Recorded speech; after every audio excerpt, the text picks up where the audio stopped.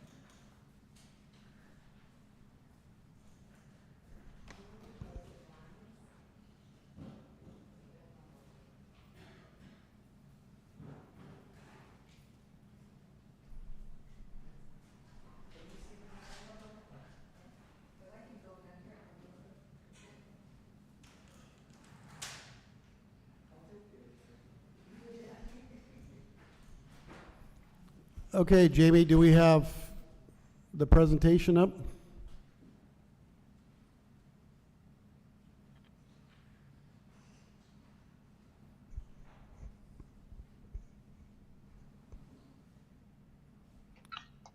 Okay, David, we have a presentation queued up. Okay, I am not yet seeing it on my end.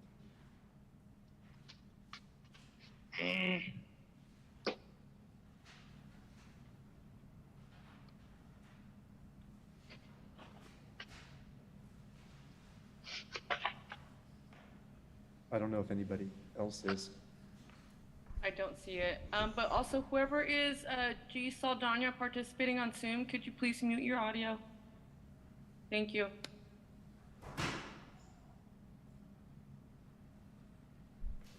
Okay, who's operating the slide deck? Is that here or is that David? It's us. Okay, so just tell us to go whatever slide you need, David. Okay, so the presentation will be off of the projected screen here? Yes, it's up right now, and it's at the title sheet with the aerial on it. Okay. Sorry to ask, but is everyone else seeing it full size or like I am on the? We're seeing on a overhead screen. It just came up full screen for me. Okay, it's full Yeah, screen. sorry about that, David. Quite, all right. Great, so first off, after all the little bit of technical difficulty there, it's good to be with you. We have been working on this project, thinking about the ferry terminal for a little over a year. We began in March of last year through a series of different steps, and I wanted to begin by sort of retracing some of those steps so that everyone can understand the research and investigation that has gone into the outcome that comes at the end of the slideshow. Before that, I thought I should introduce myself. I'm David Rao. I'm a partner at Hart Howerton. I am an architect. Our firm has offices in San Francisco and New York and a few other smaller ones around the country. We do work all over the world, and we have amongst our staff of about 200 people, architects and landscape architects and interior designers and graphic designers and planners. And if you can go to the next slide, please.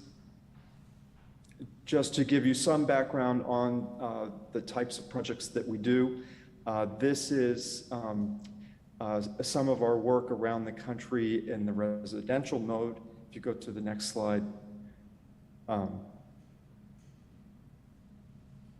These are examples of relevant experience working in a coastal setting, which has, as I'm sure you all know, very unique constraints and criteria.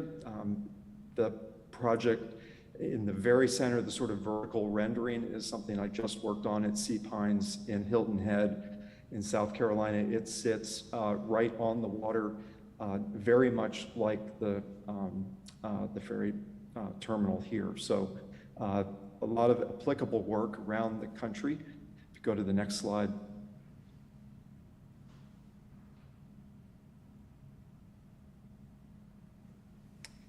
We also work in lots of places with historic, sensitive historic locations, also all around the country in different contexts. We work hard to understand the character of the places where we're working and contribute to those places by building on the traditions and patterns that we discover while we're there, and that's certainly the case at Catalina. If you go to the next slide. A lot of our work also is focused on healthy living, and that may seem a little odd in the context of a ferry terminal, but if you think about a transportation hub as being a really vibrant part of life and people needing support of the presence of nature, the access to food, clean water, all those things that create a healthy environment, we want to be sure that that is part of the experience, that it's not just a very institutional or benign experience. We want it to be something that's more tied to the character of the island, the environment, the coastal shoreline, and all those sorts of features. If you go to the next slide.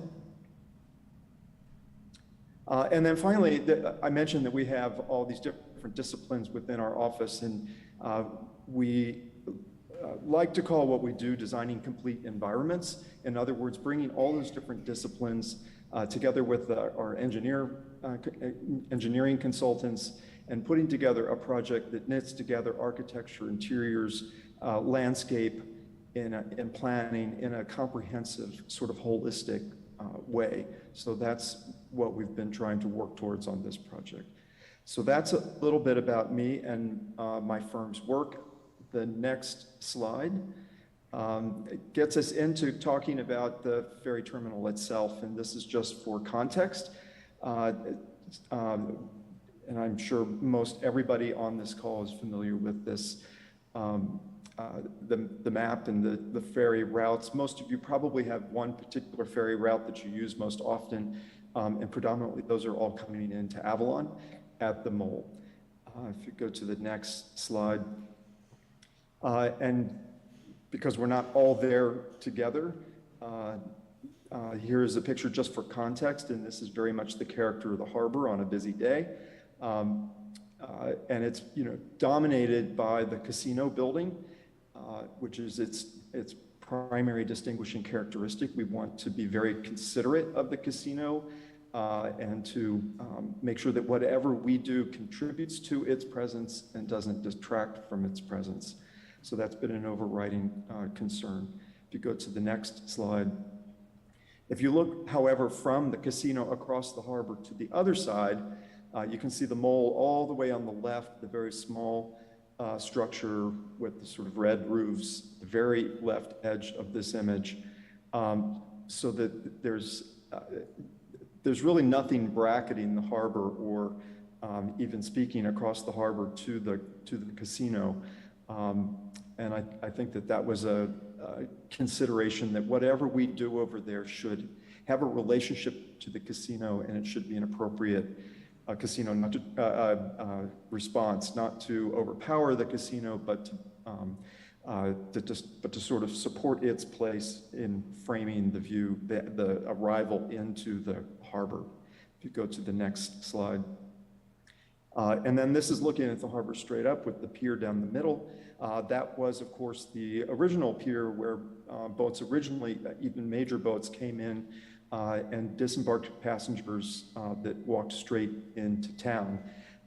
Next slide. Eventually, the steamships got larger and the mole was built on a part of this is a spit of land which was further extended, and then a concrete wharf with grates was laid out. That was predominantly to reach deep water to support the larger steamships. It's still there. And then this photograph predates all the buildings that are out there that were put in place later. You can see just a couple of sort of sheds or shacks that were built to begin to offer the services, I suspect, of ticketing and baggage storage, the things that all these travelers needed. So that's a little bit of just history for all of us to think about, and how it got to be in the location it is and in the shape that it is. You can see that the wharf on the right-hand side serving the steamship is a larger concrete structure. It's different than the main, what appears here to be blacktopped area with most of the people on it, which is more closely related to sitting on the earth. If you go to the next slide. So we first undertook an exploration of the existing building. This is a diagram of the site of the Cabrillo mole. So on all these drawings that I'm about to go through, north is to the right side of the page. So the main part of the pier juts off from Pebbly Beach Road to the north. That would be running from the left side of the page where Pebbly Beach Road is, over to the right-hand side of the page where the sort of blue dashed line runs across. So you can see that concrete wharf with its grates. Those are the squares with the X's in it. That's the concrete structure that was previously used to receive larger steamships. And then at the top, you can see the floats, the first float that receives the Catalina Express boats, ferries, on a couple of floats, which are dashed in this drawing just above the blue dashed line at the top. You can see the boat sort of drawn in there. And then the other thing that's shown on this diagram are the existing buildings. There's really consist of two buildings with addressed as the main sort of octagonal building at 300 Pebbly, and then 302, the long bar building that sort of separates the wharf from the main part of the pier. And that has a number of other services like bathrooms and luggage storage and things like that. If we go to the next slide, we also tried to understand how the mole works currently. And we had time out there. We had a workshop with our consultants and members of the city council, and undertook a deep review. We went through all sorts of different scenarios and alternatives, but one of the things was trying to understand the existing operations, what's working and what's not working. And this diagram was revealing to us in that this is really sort of the traffic flow of pedestrians on the mole. And you can see with the red line, people coming from town. So the main part of Avalon is off to the top of the page, people coming along the waterfront, down that long red arrow and reaching these buildings. And then all the services are the little red arrows, the different ticket offices for excursions or ferry tickets or other things, and then the bathrooms and luggage check and things like that. And it sort of sets up this scramble situation where you have to come in and find the service that you need, sort of sometimes walking around the building or up and down it to find it. And then when you get your ticket and you're waiting, there are these queues which are, at least in my observation, get to be kind of disorganized, overly long. They're not all covered. They're not all protected from the weather, from sun and rain that happens out there. And it can become quite a confusing place with all the different people going in all the different directions. Similar thing happening with the parking over on the left, although not as complex. So we took it as our main mission to think through the organization of the site so that it worked more like a modern transportation hub, which this will be, which is to bring you into the site, direct you to a central place, and then naturally have traffic flow to the services that they need and want, and then move into queues which are organized, covered, and protected from the weather, accessible for everyone, and then get down to the boats quickly and efficiently and safely. So that was the main mission for the design. Go to the next slide. The other thing that we did as an analysis to understand the site was to really zero in on the views. It's a unique place. It's one of the few places on the island where you can stand and look back at Avalon and get the whole panorama of the town with the hills behind, and even see the setting sun over Avalon, which of course you can't generally do in the same way from vantage points in town. So that's a unique feature of this. And if you go to the next slide. There's also the view over to the casino, and then a more intimate view and more natural view over into Lover's Cove to the right-hand side of the casino, or of the Cabrillo. So we wanted to take advantage of all those views and have those as sort of orientation elements for arriving passengers. If you go to the next slide. And then these are just those two views. The top view is looking back towards town, and also the bottom view, just from a different angle. You can go to the next slide. And then this investigation included architectural character. We felt that this building needed to fit into the existing architectural character of the island, and predominantly of Avalon. And we looked at the range of existing buildings. It is an eclectic place. There are some principal landmarks which are on this page, but they run the gamut architecturally. But there's certainly a preponderance of the Mediterranean revival architecture, which is the element in the middle is the island spa. Obviously, there's a strong presence of that around the island. And especially in town, and we wanted to build on that, but to also consider these other architectural elements that are surrounding us in the harbor and elsewhere. If you could go to the next slide.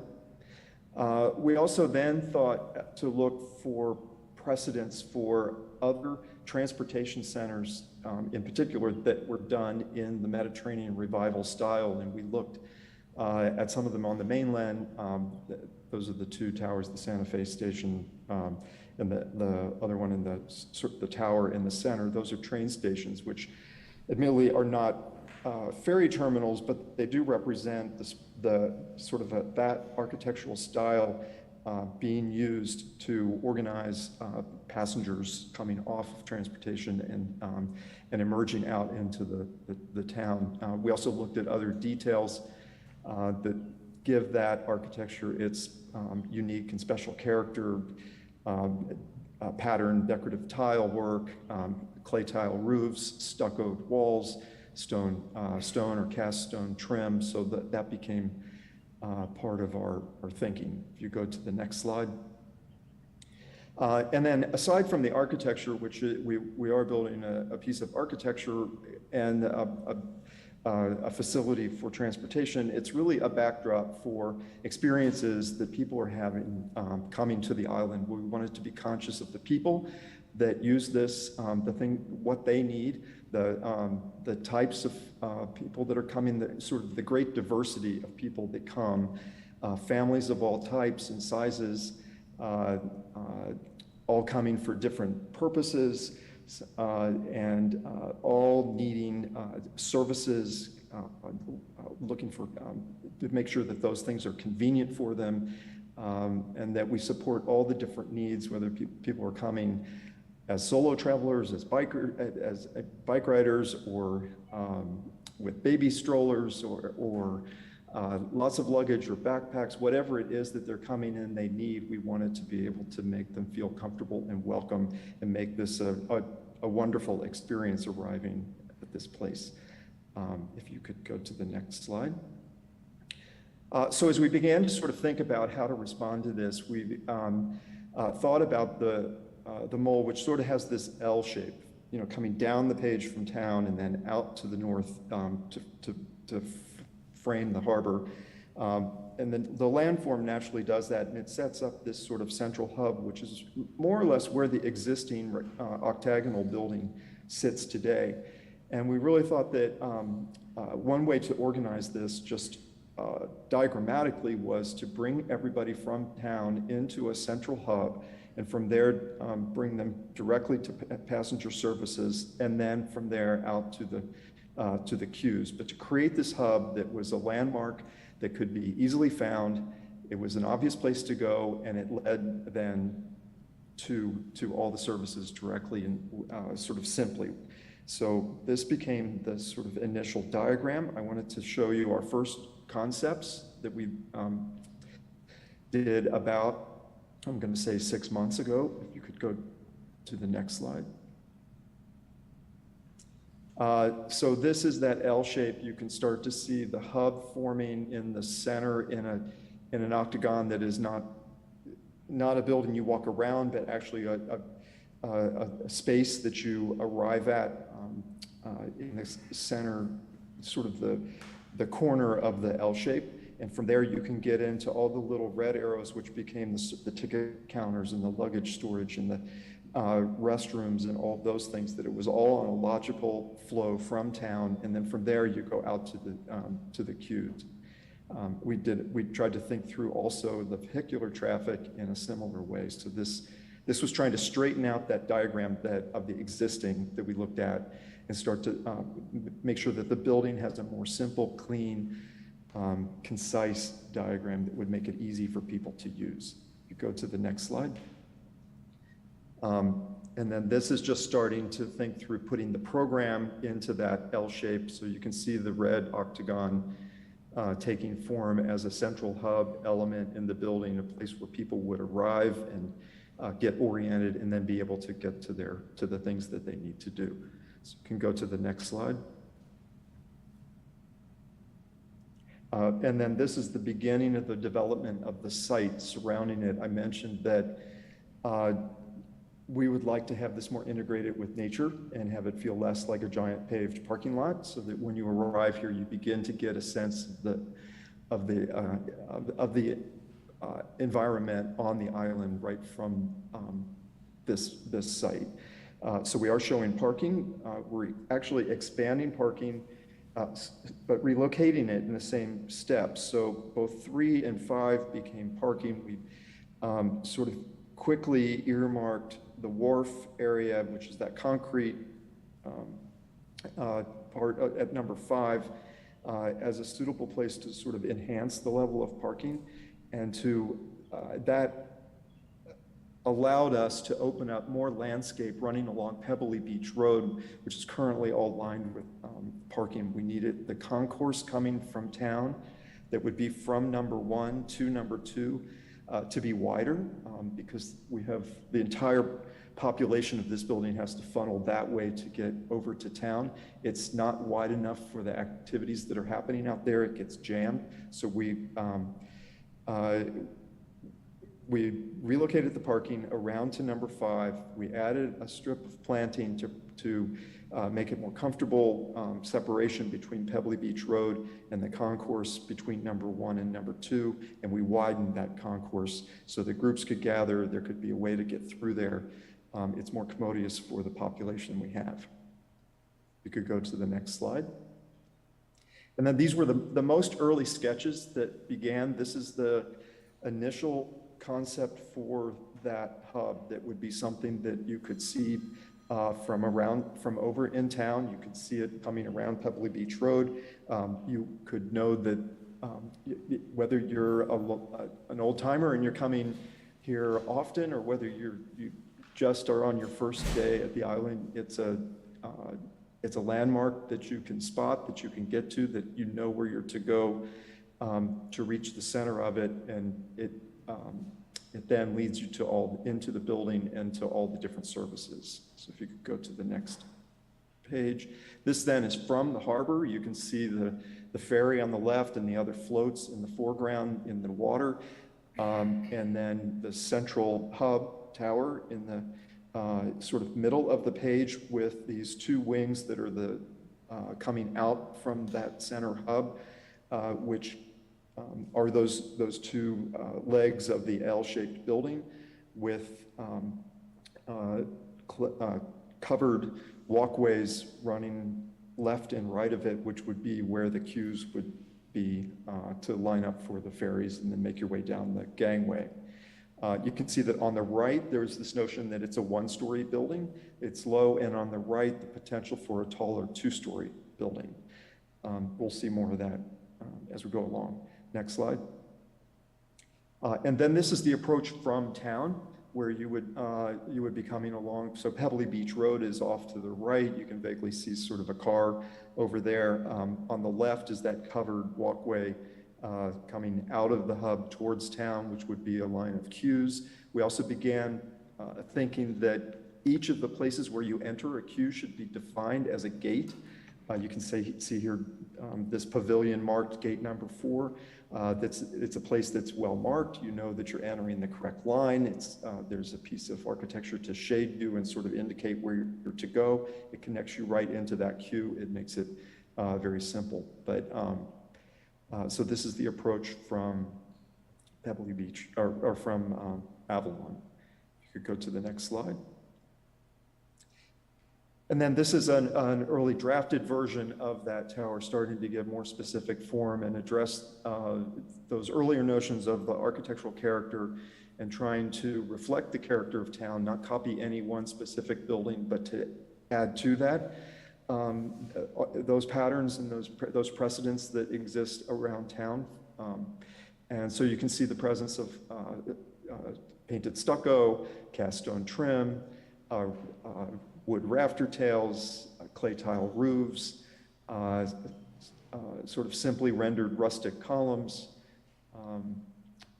and other sort of details that are in the Mediterranean revival style, but have also a sort of contemporary interpretation of that. If you could go to the next slide. So this is where we are today. After the sketches that I just showed, we went to work and we were asked to take the design a little further and make it more concrete for the purposes of a design intent document, which are not drawings to build from, but drawings that would express to a builder or a developer or another architect the city's intent, their wishes in this RFP process. So this, as I understand it, would be an attachment to an RFP or an exhibit that would be part of the binding contract for the parties that would ultimately be awarded the project to build the building. So we took it to a level that we thought communicated the scale, the character, the materials, the essential elements, and those sorts of things. So it's not a complete set of working drawings, architectural buildable drawings yet.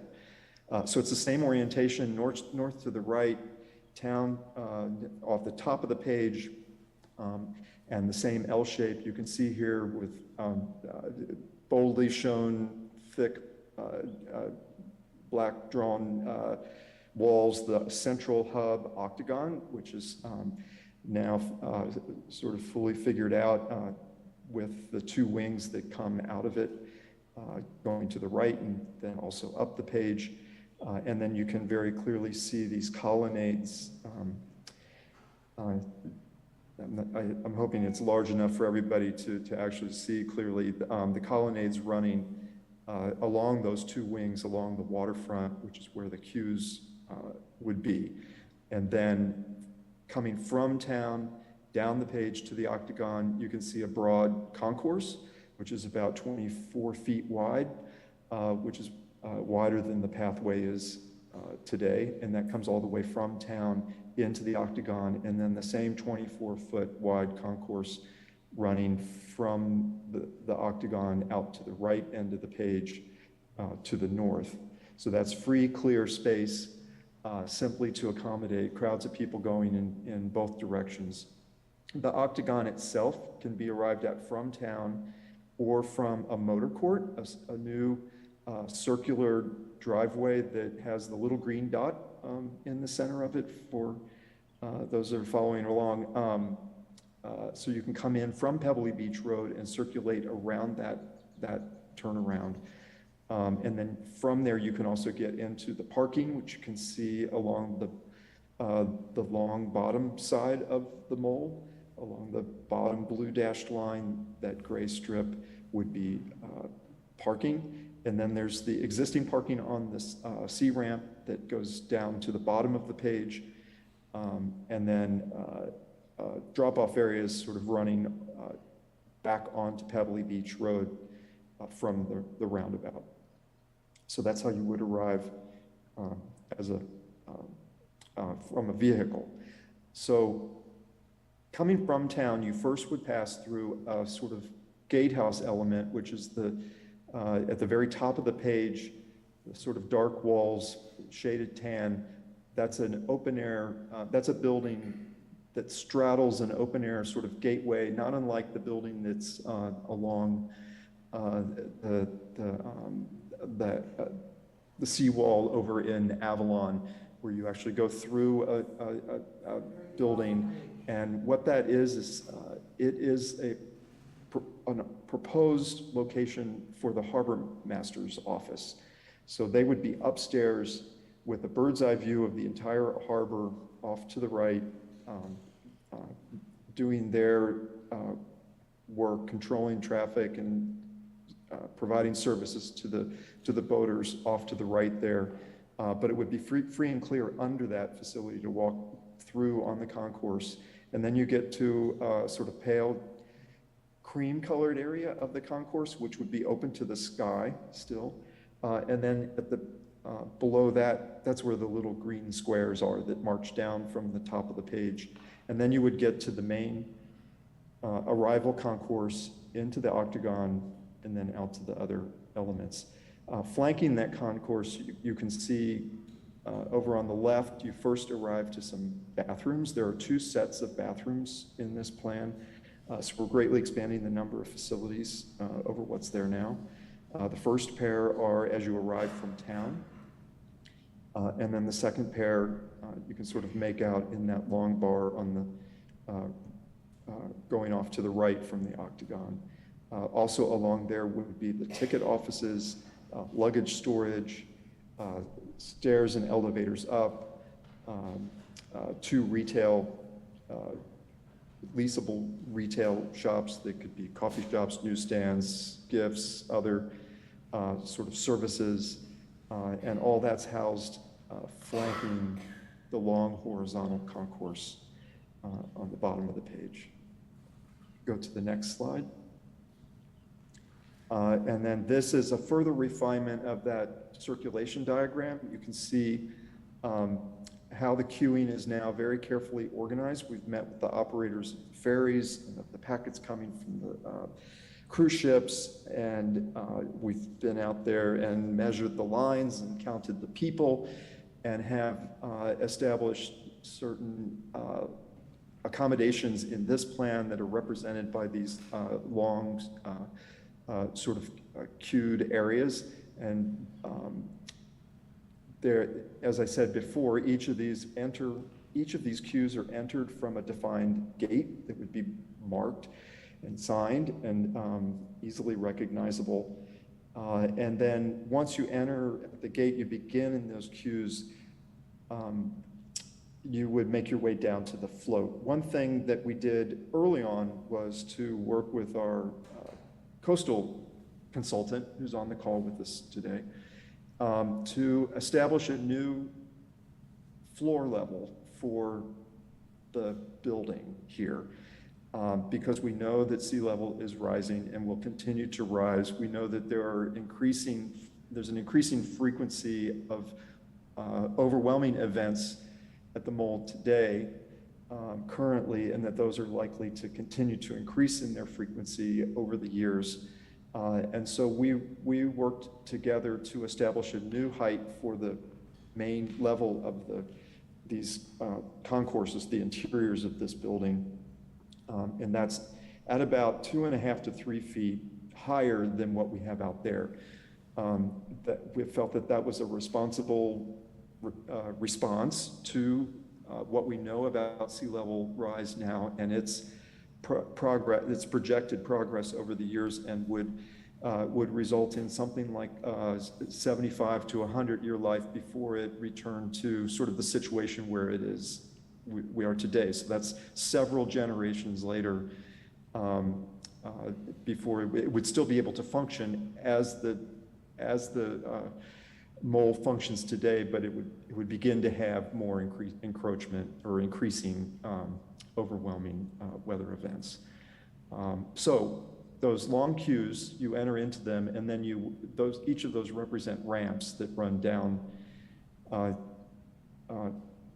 taking you down from that raised level down to the existing gangways on accessible ramps that would allow everyone with baby strollers or in wheelchairs or whatever their mobility is, to get down from the raised concourse to the gangway and then out to the floats.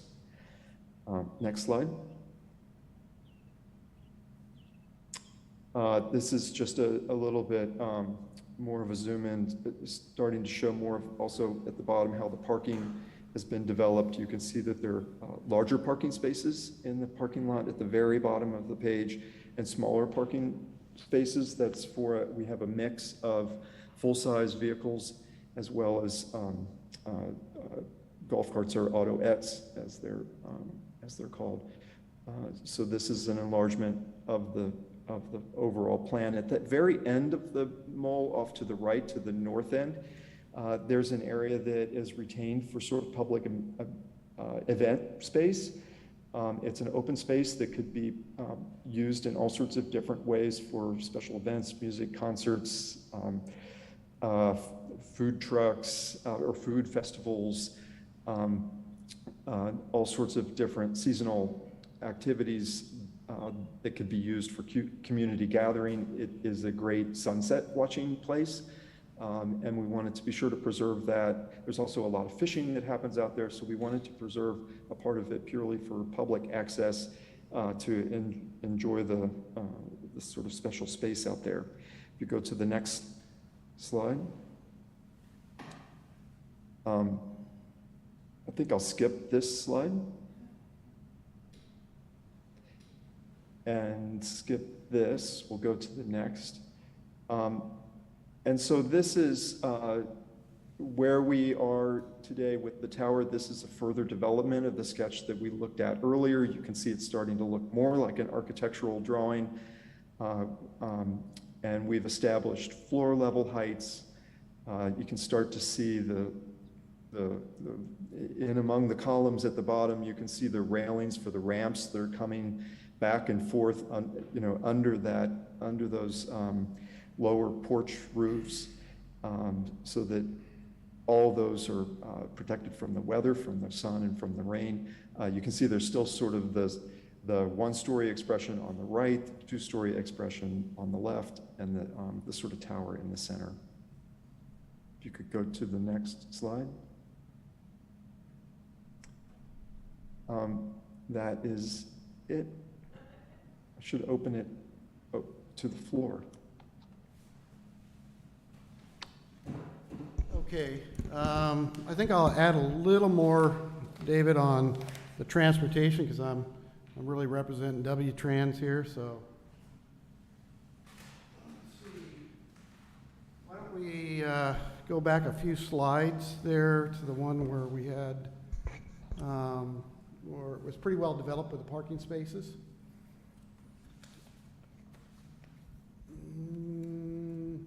Yeah. Wait. Oops, too Back far. up about 3 more ahead again now. A little more. Try another one. Another one. Yeah, back. Back again. Okay, let's go there. So, Steve Weinberger of W-Trans, so what he did is we did a traffic study, which is available there on the table, and again, it's online tomorrow, so you can look at that, and I encourage you to look at that. But as part of the team, we had W-Trans, which is a traffic engineering transportation firm, study the Avalon Mole circulation. And there's a lot of information within this report. So tonight, I'm going to go over, the study summary of the findings and recommendation, and they're on page 5 and 6 of the study. And this is some of the stuff that we looked at, and this is some of the findings right now. So the maximum volume of pedestrians traveling between the terminal and town would be 8,475 arriving passengers and 8,940 departing passengers. So approximately 17,415 total walking passengers per day. The average maximum volume of pedestrians traveling between the terminal and town during a peak 15-minute period would be 650 arriving passengers and 208 departing passengers. So 858 people total walking passengers. So you can see why when we put these numbers there, and we're not building it just for today, we're building it for the next 20 years and expansion of, and then when you look at cruise ships and between the cross-channel carriers and the cruise ships, all using the same space, and then people hanging out, that, we saw that the need that as we did that expansion there along Pebbly Beach Road. So the maximum volume of bikes and scooters traveling between the terminal and town per day. So this is all that active transportation that this is a multimodal transportation facility. It is not just a ferry terminal, it's where they all connects. And would be 363 arriving passengers and 385 departing passengers for 748 total bikes and scooters per day, if it really met those expectations that we're trying to do it. So how do we serve all that? The maximum volume of passengers traveled by vehicle between terminal and town per day would be 813 arriving passengers and 925 departing passengers, so 3,738 total passengers per day traveling by vehicles. So it's recommended that the Catalina Express and Catalina Flyer modify their schedule so that two ferries never arrive or depart within the same 15-minute period. The city would work with lodging shuttle services to pool these activities in order to reduce the vehicle volumes and increase passenger ride shares. And the terminal design should provide the following design elements, which is vehicle queuing for pickup and drop off should be segregated in different areas. And you'll see that as I discuss this in the plan. Vehicle queuing space accommodating 74 vehicles for pending arriving passenger pickups. Drop off frontage for departing passengers to serve 5 to 6 vehicles, so 50% autoette and 50% full size or shuttle. 12 autoette parking spaces to serve employees and vendors at the terminal. Long-term parking on the seaplane ramp consisting of 50% autoette and 50% full-size vehicles, and bike parking to accommodate approximately 50 bike scooters, okay? Long-term, right now we have it as an hour, okay? And so we can post it for whatever we feel the needs are, but right now I don't think we've considered anything more than an hour. Maybe there's some other location that we would find longer-term parking if the community was so interested. But the way that this facility is supposed to be turnover and moving people along. So so think about as you're traveling through this roundabout, we're coming in, that we're using this area up here as the park area, and this is arrival. So you would come in the roundabout, and then autoettes only would be allowed through this whole area over the grates. We don't want to put full-size vehicles there because they take up a big footprint, and they also put extra load on there. So essentially we're saying golf carts or very light autoette-like vehicles would be allowed in that area in there and be able to not stand there, but they, unless they're at this outside edge by the building, there will be some area to pick up arriving passengers, okay? Whereas if you're a departing passenger, you're gonna come in a circle and drop off here, or you're gonna come down here and do a quick drop off, and then that autoette leaves, okay?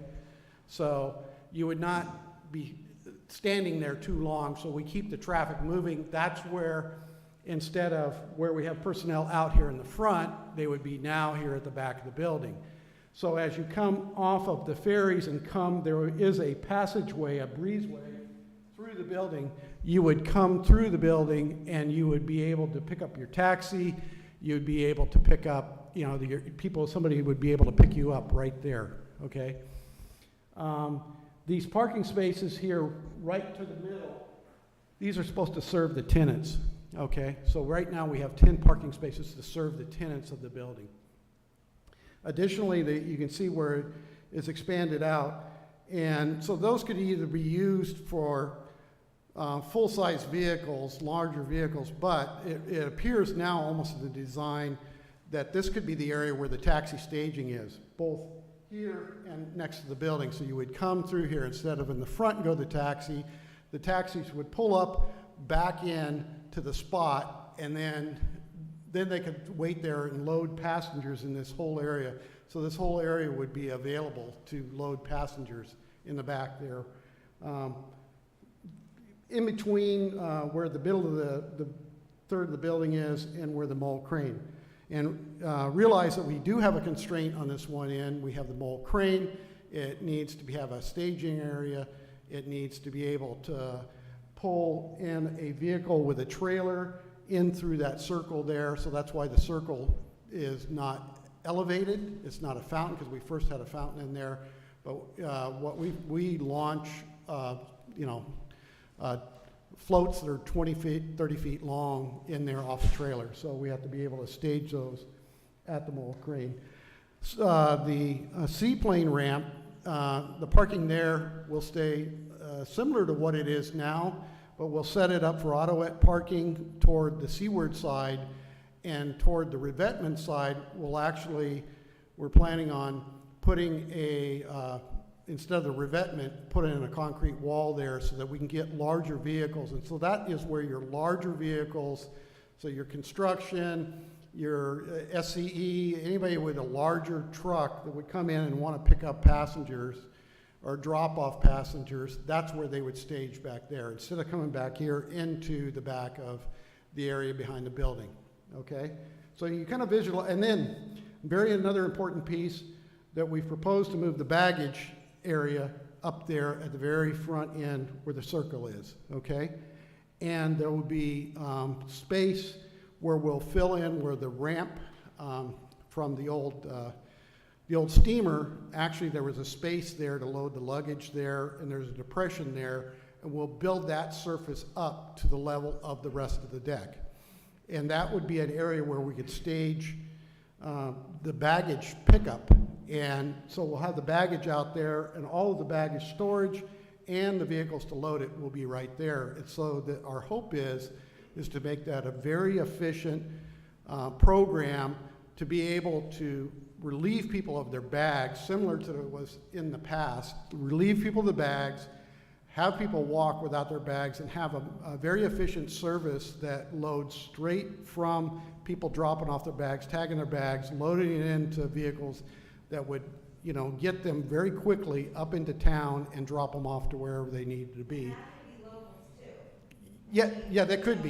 You've gone to Trader Joe's and you've got a bunch of stuff and it's fun and pay $5 and walk home. Then there alleviates your need to have someone pick you up from the boat and all those other things. So the baggage location is amazing. Yes. So we'll move the baggage out there, move the baggage vehicles out there. Hopefully they could be something that's a van, like electric eventually, and it just efficiently moves the baggage. This is the area where the transit vehicle is, and that's where we're going to keep the transit vehicle, so you'll be able to come right off the ferry and catch transit. This area here has to stay open for emergency vehicles. So that we have access there. You can see the driveway in and out around the circle, and that circle has an area, 2 lanes through that. So you've got where you keep one lane totally open, and the other one is where if we're having a departure, somebody stops, just like an airport, like you go to Long Beach Airport, you have this lane here right next to the curb, and you have somebody saying you got to keep moving, you can't leave your car, you got to keep moving, you drop off there, and then you're able to get in the other lane and pull out there. And that's similar to what we have all along here in the back of the building. And like David said, realize that the building pad is going to be 2.5 feet at a minimum higher than it is right now. So for the wharf, just realize that, and it already is elevated somewhat above the wharf, like a foot in some places, and you see that we have a ramp down the back of it. Now realize that all going up higher, and the same thing as we get to the queuing lines need to stay down at that level to be able to serve the ramps that go down to the boats. So those can't be elevated. So think of the whole area where the building is and that courtyard coming up to a different height than the outside edges. And those are all, and you do that with the retaining walls and ramps and all that. A lot of details to get on that. I think that's, yes. Can I just ask about the crane? The crane is still gonna be in its space.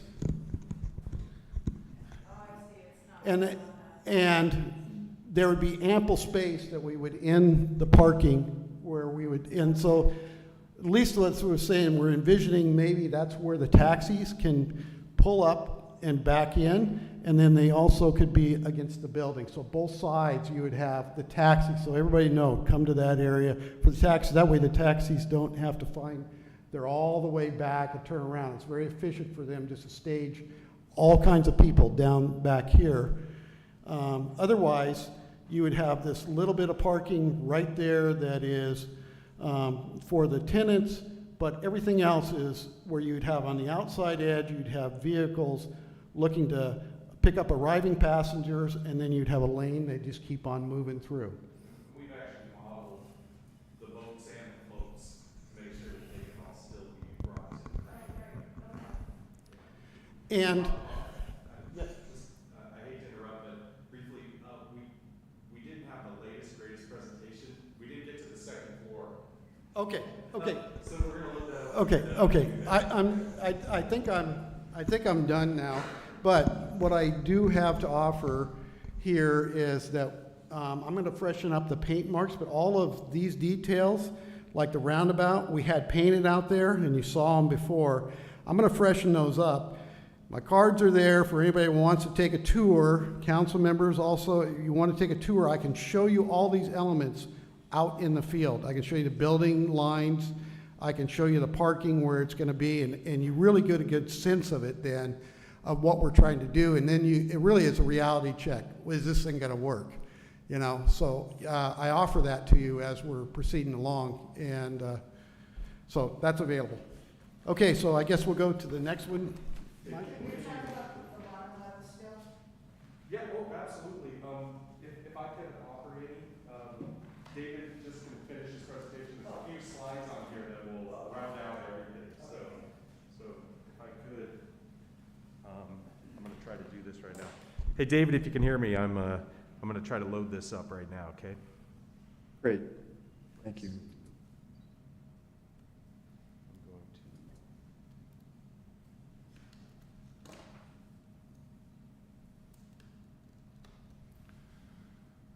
Okay, it's this one. Let's see.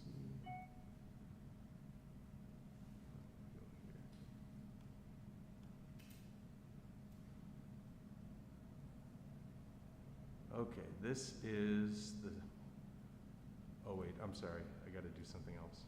Matt, I might need your help here, but we'll see if we can open with Adobe Reader.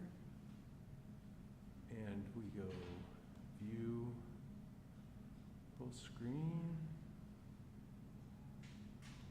So that. Now, Jamie, are you still driving this thing? Can you page down? Yeah, I'm gonna go ahead and share the screen. Okay, all right.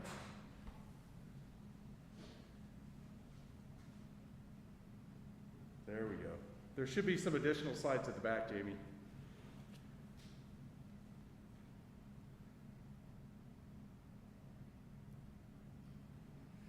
Yeah, for some reason, the first file was missing the last half dozen slides, so you might just go right to the end and then head back.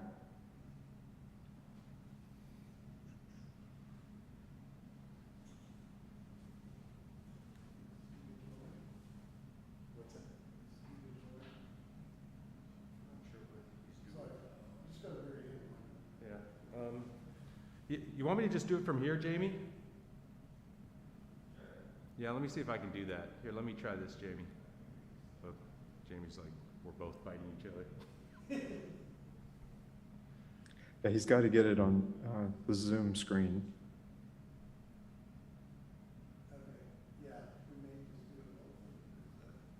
Do you want me to do that, Jamie? Is that on the Zoom also? It isn't. Well, we can go here. If we go to share screen. Oh, he's got to do it. Okay. All right, I'm going to go back. Hold on.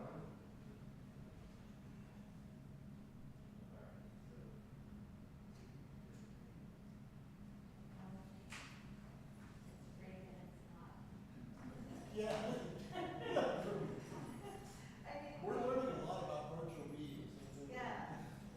It was one of those days where the internet came on really fast. One of the best ones. Virtual meetings. It's actually kind of nice for a remote location, I guess. Maybe if you go all the way to the left and click the file icon, no, well, down to, I would go out of that and in that far left-hand corner in gray, you can, there's, I thought you could go all the way to the last slide. Or the last few.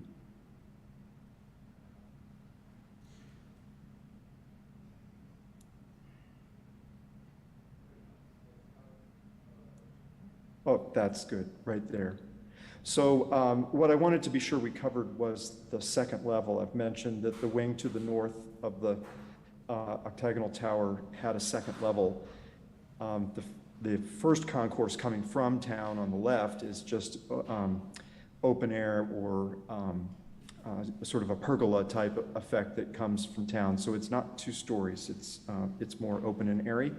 But the north concourse, shaded in brown here, is 2 stories tall. And the octagon itself is actually open, so it's an open air structure. There's no floor level in that shape, but there's a stair that rises up from within the octagon up to that second level. And what we're showing is sort of a test fit for what could be a multi-purpose space that the city could elect to use in a number of different ways. And so we tested it out in this plan to sort of express that intent in the RFP that goes out.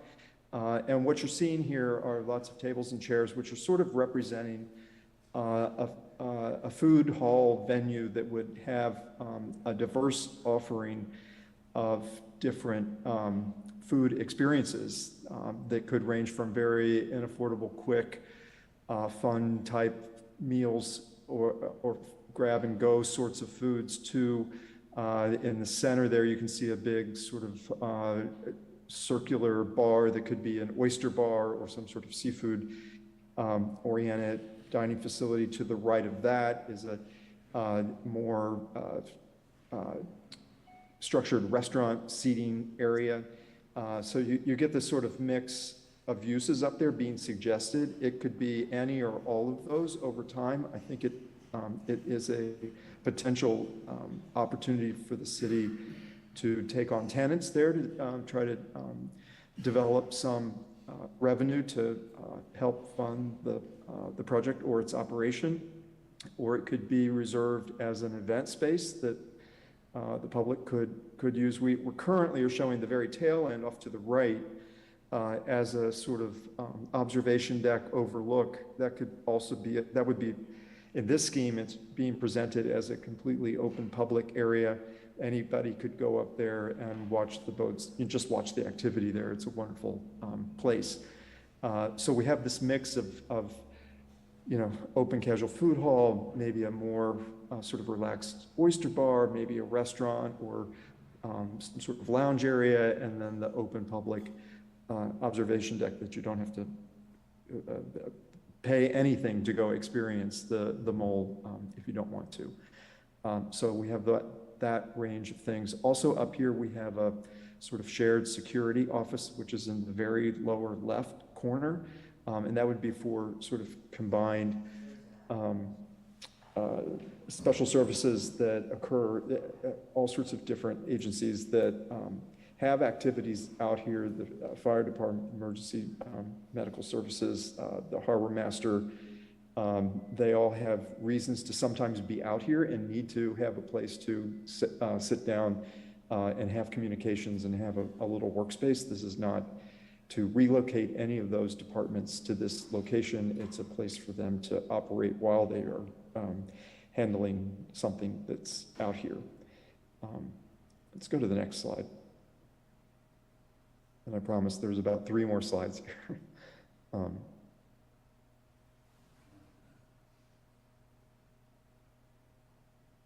If you could advance the slide. We skipped one there. There we go. This again is, so we're starting to draw all sides of the tower, and then also the uncolored drawings are sections through the 2 concourse wings. The one on the top right is through the arrival from town. You can see that it's lower. It's just 1 story tall, but it's, and it has an open air sort of pergola roof over it that could be covered in vines. That could be used, potentially for things like a farmer's market or craft fairs or things like that could happen, be programmed out here. And then on the lower left, you can see the 2-story space that has ticketing on the first level, the ramps with the shed roof, porch, off to the right of it with ramps stepping down to the sort of riprap that you can see trailing off on the bottom of that lower left drawing, and the gangway down to the floats. And then on the second level, the food hall, you can sort of vaguely make out some string lights in there with food vendors off to the left. Big operable sliding windows that you can open. The whole building is designed to really be unconditioned and open air. Except for the kitchens or the ticket offices or the people that have to work out there all day. But the main concourses, the dining areas, the queuing areas are all completely open air. Next slide. And these are just, this is, I think, the last slide. These are sections through the main tower. I mentioned it's a big open 2-story space. I should circle back about the casino because, of course, this is talking to the casino across the harbor, is sort of creating a bookend, but we wanted it to be sort of a junior bookend. This is far smaller than the casino is. The casino, I think, is the equivalent of about a 13-story building. I know there's not 13 stories in it, but its height approximates that. This would be about less than half of that. It's probably a third of that. So it's a diminutive building relative to the casino. It's big on our site next to the concourses that it serves, but it is not an overly grand element in the order of things that are happening out in the harbor. Let's just check and see if there's a last slide there. Yeah, these are just further developments of the 2 concourse wings. I don't know that I need to go into any detail on these. I can answer questions. And that's just to wrap up with that, the elevation of the tower. That's it. Nice job, David. Okay, so now I think we'll head into question and answer. So we'll put the screen up, and we can get council members back in the dais, so they can have the mics, if that's what your desire is. And do we have people on who are watching? Who's watching to see people are watching that? Jamie is. Oh, Jamie, yes. Well, I could think there's over people watching, but There's a handful. I know tonight also is softball and baseball. Yeah.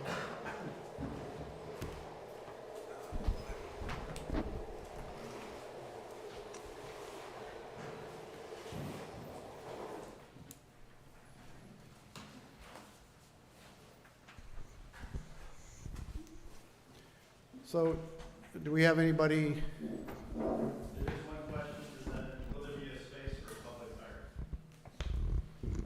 For what? Public art. Is there a space for public art? Well, I guess the answer to that is, I don't know I want to talk about what's going to be in that hub. If it's just a pass-through, if that's all that is when you're going to walk through, there are going to be walls, I'm assuming, or there's going to be, what's on the inside of the hub that you're calling it? David, you want to give us an answer? Sure. So it's an octagon, but 4 of the sides are quite small, so it's mostly a 4-sided thing with for smaller corners. The 4 main sides have large openings on them, so it's a very open air, transparent building. There aren't significant long expanses of wall. There are these large framed openings that are 20 feet wide and 30 feet tall. So it's just sort of, the corners create sort of legs that come down that define the octagon. And then inside, it's developed with pattern tile at the bottom. The whole building, I didn't point this out, but we're showing tile running around the base of the building throughout, and that's partly to have a place to have this sort of decorative tile that we looked at earlier on, but also to have a waterproof base to the building, because we know that even after raising it, there's still going to be storm events that are going to, overcome the place with water. So it's a marine environment out there. So we have this band of tile, and the tile is an opportunity for art. I think that the building itself lends itself to art in the architecture, either through craft like tile work or some of those like rafter tails or column elements. And then there's also plenty of place to have public art like sculpture, either hanging from the raftered ceilings or mounted on the floor as focal points and sort of orienting elements, both in that central hub or outside in the forecourt to it. So I think there's lots of opportunities. We'd love to see this. I would kind of, and I'm glad they brought up the public art. I would like to see actually where they could possibly be, because if you have, we have people that want to donate sculptures to us and everything else, but where we would be faced with the problem later on about where do we put this? So if it's not understood before, or can we do designs? I'm assuming it's going to be concrete on the ground or something like that. Is there room for art and painting of that kind of stuff? I don't know. But I think that was a good question they brought up, and I think that would be nice to be able to consider. Yeah, I believe there's opportunities out there. We just like David said, it's a marine environment. So whatever we put out there, we want to be low maintenance. And Right. it needs to be able to be maintained by our own personnel. Right. That's one of the things that we'll state in our RFP, so that this building and this site looks great, 20, 30 years in, it's not falling apart. Sure. We'll put that maintenance to it. I have lots of questions. Okay. And I guess the other piece on the public art, real early on in the project, we were thinking about something maybe at the point. And I don't know if that still is a possibility, because of whether that detracts from the building, but that was one of the things that was brought out in some of our early discussions, is when you enter, you see some some piece of public art there. Right. And the building, I think, is, like David's saying, is really taking that on in itself. But It's the making thing it is that pretty. the piece of public art that was out there was moved closer in because it wasn't a good location for it. Yeah. So, Ben. One of the things is you have a lovely time capsule, and that map is in there, and I put stuff in that time capsule that's supposed to come out in 100 years. I would like to see that relocated somewhere. I mean, that city map is awesome, and I think it's holding up pretty well. I don't know, but I would like, I just don't want to see that thing torn down and the stuff that's in that time capsule thrown in the trash. Okay. So remember that. Okay. I don't know why I said 100 years. That was really stupid. My kids won't even see it, you know. But where are the cabs? The cabs are going to want to wait, and you're talking about them backing in and then backing out. I don't feel comfortable with the backing in and the backing out, personally. Just a comment. Also, I think we talk about multimodal, and I think I mentioned it before, that to have 10 to 12 employee parking spaces when we're trying to get people to walk and ride their bikes, I think there's probably better use for some of that land than employee parking. I mean, Cindy, you get to park next to your building, but I mean, not too many people get to drive right on up and go to work. So I'm a little concerned about that, and maybe there's a better use of that. Thank you for dealing with the sea level rise, because that was a big question. I guess my overall question, when you put this thing together, is there any consideration to cost? Or is this is awesome, but will we really be able to afford it over time? And this is only phase 2. We still got phase 3 we want to deal with. So I'm concerned with, do we look at cost at all? My other question is, how many elevators are going to be in the building the way it's configured now? Dave? There are 2 elevators. One is a service elevator. The other would be a passenger elevator. Okay. They're at either ends of the 2-story block. Okay. And the widths of the new gangways that are going to be a little bit ramped, as I understand, is right now there's a lot of room for people to queue to go on the boat. Is this allowing for more, or is it kind of condensing them more? Well, it's more organized. It's very organic, and as the lines form out there right now, we are aware that people are traveling in couples and small families and groups, and sort of want to cluster. These are about 5 feet wide, which is a fairly wide queue versus something you would have in other sort of queuing situations. It's wide enough for certainly 2 people to stand, next to each other, and have a small child between them. And then I think the way a lot of people stand in line is sort of in little groups, sort of facing each other, and then their whole group sort of migrates down, and that can still be done. The 5 feet wide is the requirement for the handicap accessible route. Right. It can't be wider than that. And it's how many of those ramps are there? Are there 2 or 3 for the staging and the queuing? It's not just. They go back and forth push back, yeah. 3 times. 3 times, so there's three of those. Out, back, and then out again. And they drop down. And I should say that they're accessible routes, but they aren't actually handicap ramps under the code, meaning they aren't as steep as a regular ramp. They're gently sloped. Right. Think of it as a sloping garden path. It's not a overly steep ramp.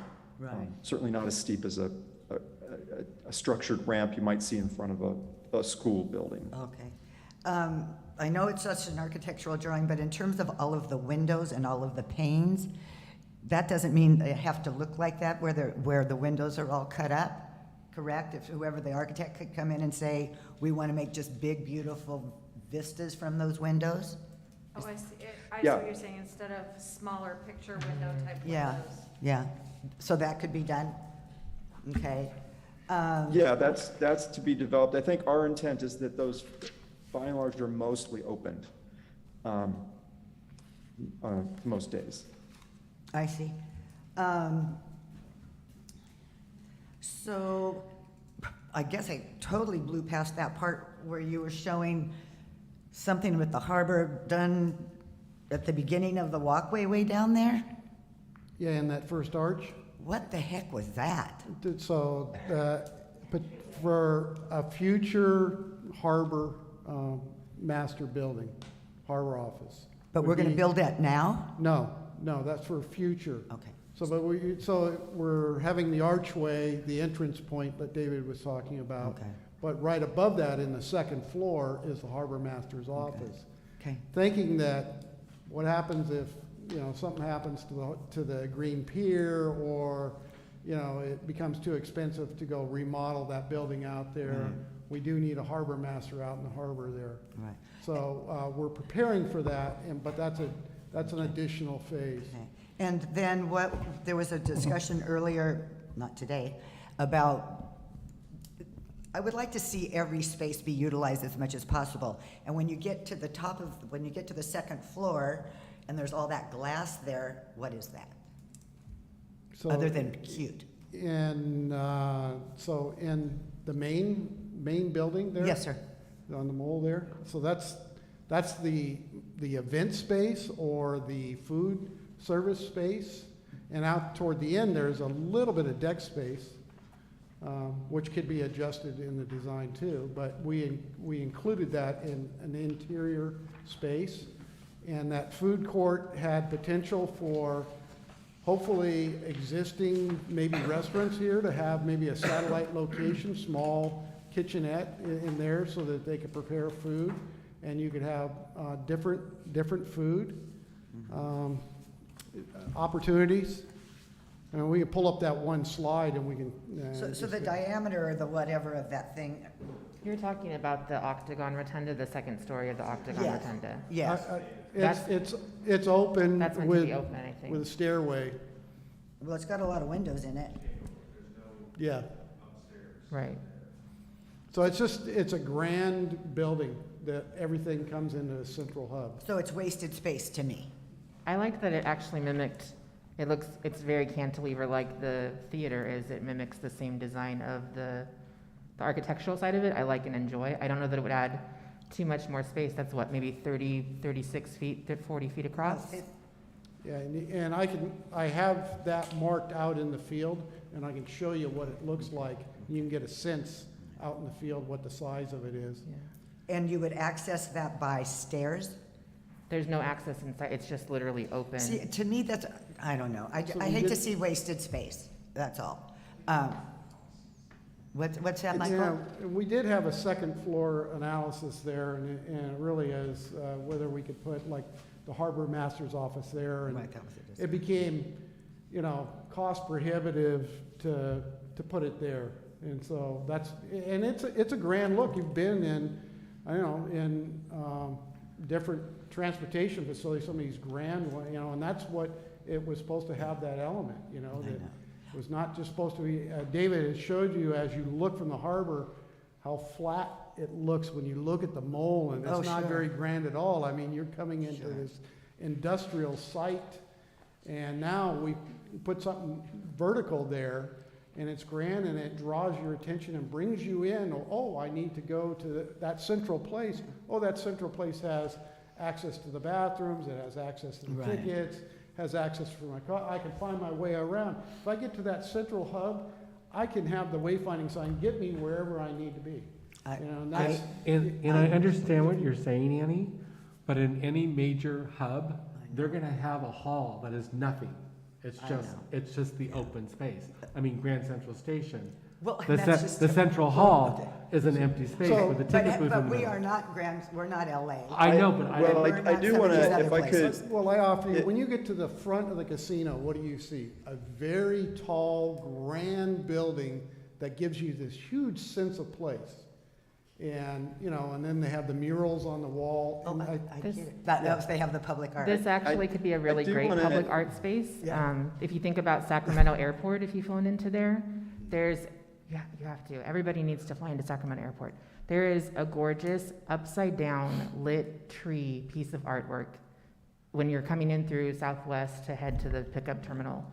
And literally is meant to be hanging upside down, is just this cool piece that half the Right. people don't even look up at, but it's so gorgeous.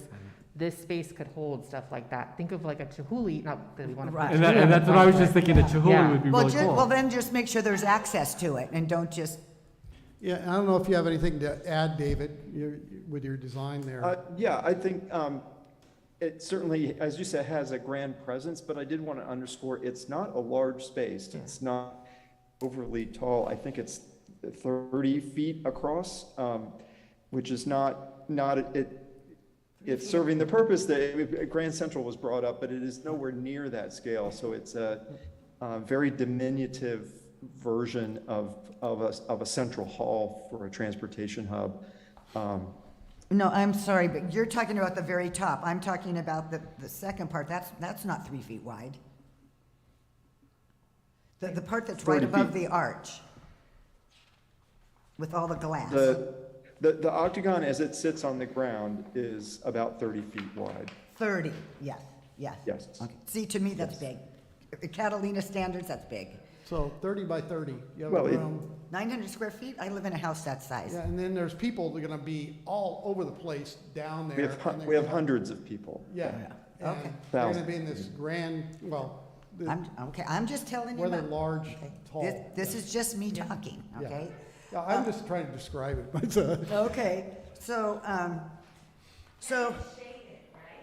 well, let's talk about that, because where is, for the people that are queuing, how is it gonna look different than what we have out there now? For protection from rain and wind and, heat? do we want to show one of those slides, David? We could, yeah. First of all, right now, not everyone ends up undercover. The lines get too long, then they start to snake beyond the available queuing in covers. The covers are not as extensive as what we're proposing. The intent of the design is to take the existing queues and make sure that everybody ends up undercover and protected. And most of those queuing areas are covered, open to the harbor with columns, but they have the mass of the building next to them on the other side. So they're fully protected on one side where the concourse is, flanking them, and that's a fully covered roofed area. So they're sort of, think of them as porches on the front of a building. Which offer you more protection than what's out there right now, which is really sort of just an open air park I understand. pavilion. But they will be at least as wide as the 3 gangways, or whatever you want to call them? The staging area, Yes. at least 15 Yes, they feet? overhang they cover the entire width of those 3 ways, and then some. Their Okay. eaves extend out a little bit past that. Let me ask another question. Is there going to be additional lighting placed out there? Yes. So, There would be an entirely new lighting. okay, and so my question and concern was the need for solar.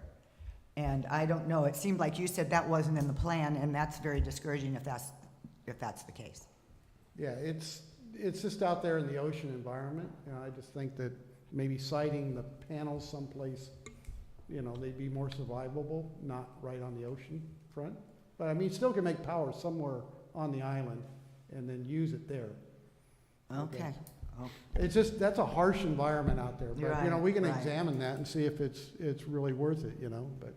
yeah. And you say that, Bob, that we're only gonna need 1 code enforcement guy.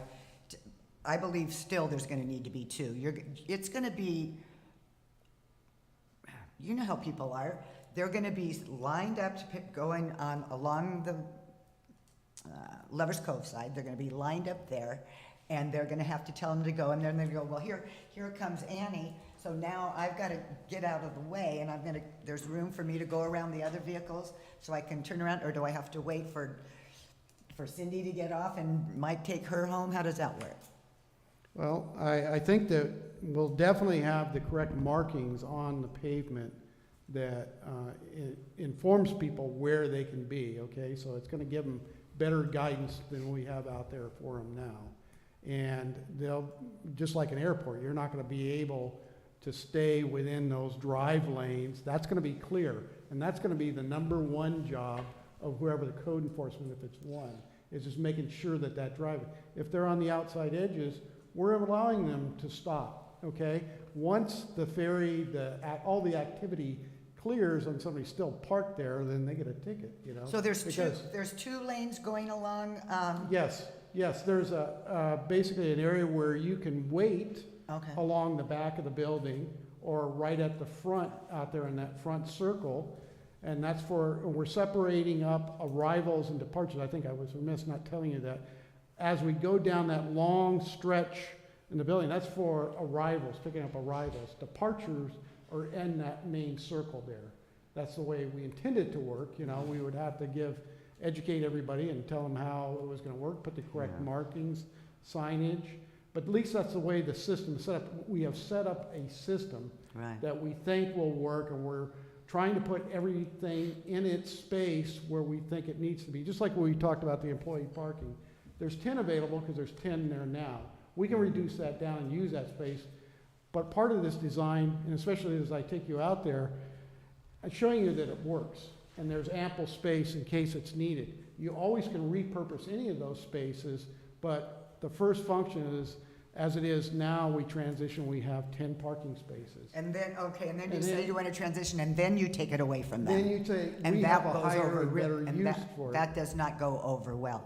Where are you putting your bike racks for 50 bikes or whatever you said? So we have an opportunity out there. We'll look for the opportunity where there's a good space for it right now. And I don't think it's where they are right now, because there's gonna be a lot of activity in that entrance exit space there.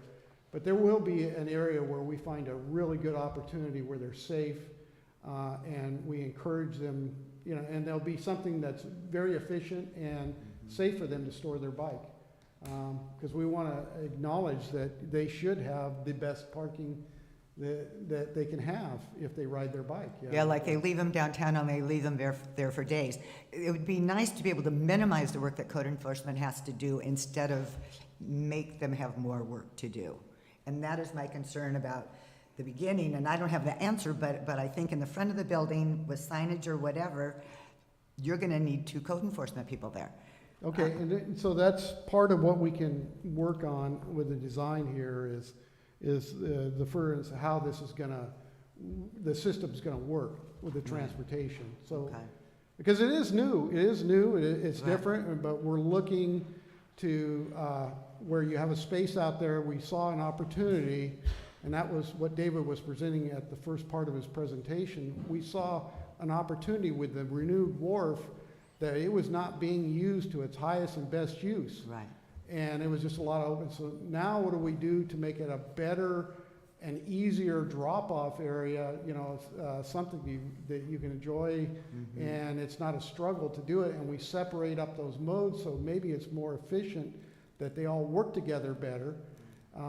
And so maybe the taxis don't fit perfect backing in there, but we'll find, I'm just saying, in this space, we're thinking this is a possibility, but we'll define that to even something better that does work very efficiently. Okay.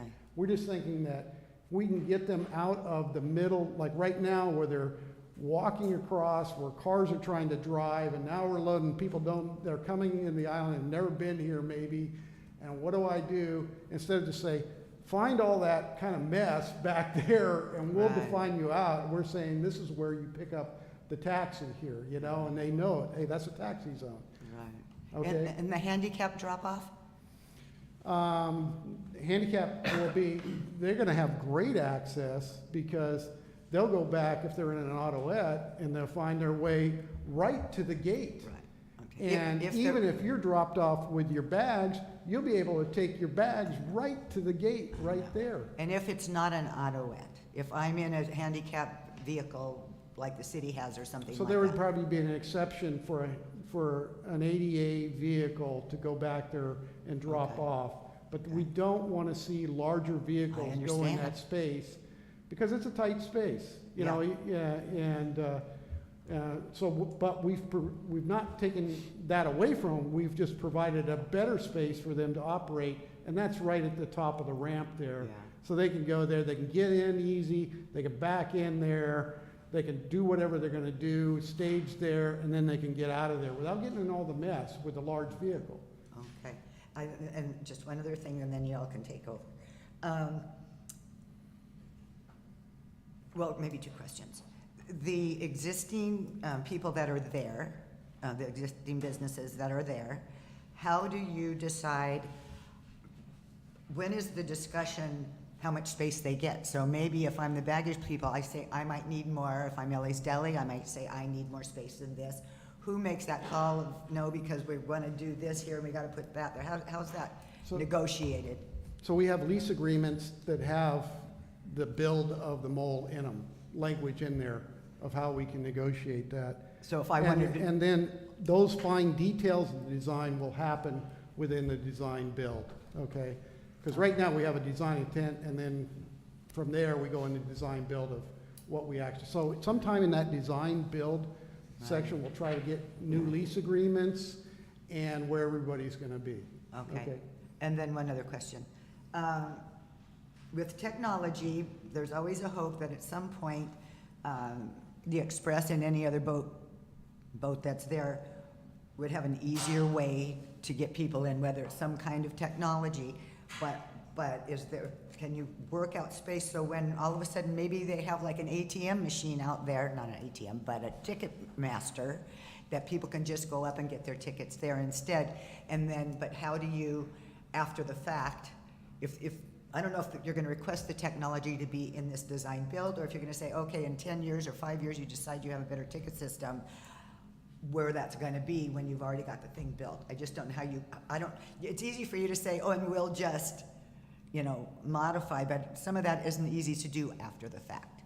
So we've had the discussions with Catalina Express, when they will move to that someday, and those spaces, to the best of our ability, will be designed to be able to be retrofitted easily with their ticketing office, because realize you probably have less ticketing agents at that point, but you still will Right. have some physical presence. Yes. But then you will have the ticket machines like you go to Long Beach Airport, that would Right. print out your ticket.